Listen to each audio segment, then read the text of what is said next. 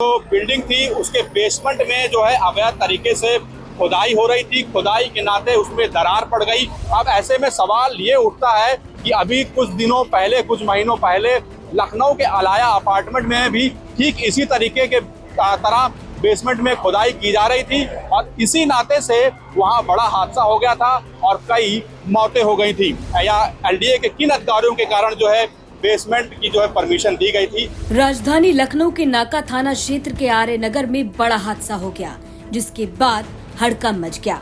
3 मंजिला इमारत भरभरा कर गिर पड़ी। इमारत ढहने के बाद लोगों में अफरा तफरी का माहौल बन गया। बताया जा रहा है कि इस बिल्डिंग में अवैध तरीके से बेसमेंट में खुदाई की जा रही थी, जिसकी शिकायत प्रशासन को दी गई थी। इस शिकायत के बाद प्रशासन की टीम वहां पहुंची। बेसमेंट में चल रहे काम को रोका गया और लोगों को बाहर निकाला गया। इसके बाद ये बड़ा हादसा हो गया। 3 मंजिला इमारत पलक झपकते ही भरभरा कर गिर गई। अब क्योंकि प्रशासन की टीम लोगों को पहले ही बिल्डिंग से बाहर निकाल चुकी थी, जिस कारण इस हादसे में कोई जनहानि नहीं हुई, वरना कई जाने जा सकती थी।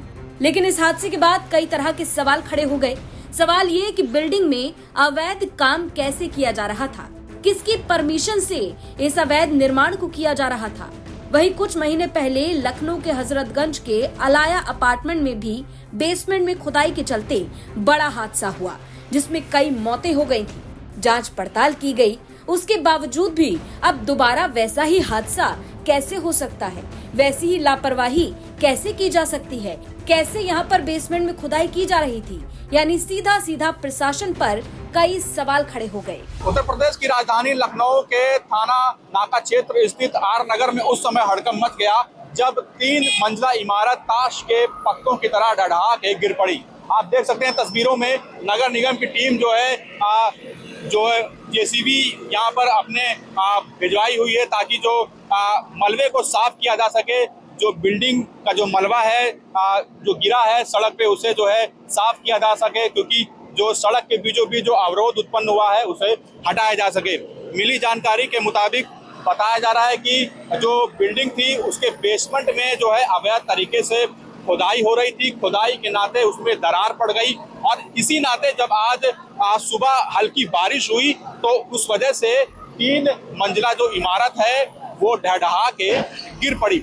लेकिन गनीमत ये रही कि इस बिल्डिंग में कोई भी जनमानस मौजूद नहीं था, कोई जनहानि नहीं हुई, क्योंकि जब ये बेसमेंट में खुदाई हो रही थी तो कुछ लोगों ने इसकी शिकायत लखनऊ प्रशासन को की थी।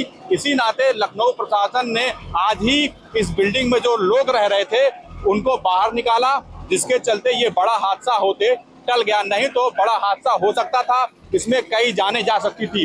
अब ऐसे में सवाल ये उठता है कि अभी कुछ दिनों पहले, कुछ महीनों पहले लखनऊ के अलाया अपार्टमेंट में भी ठीक इसी तरीके के तरह बेसमेंट में खुदाई की जा रही थी और इसी नाते से वहां बड़ा हादसा हो गया था और कई मौतें हो गई थी।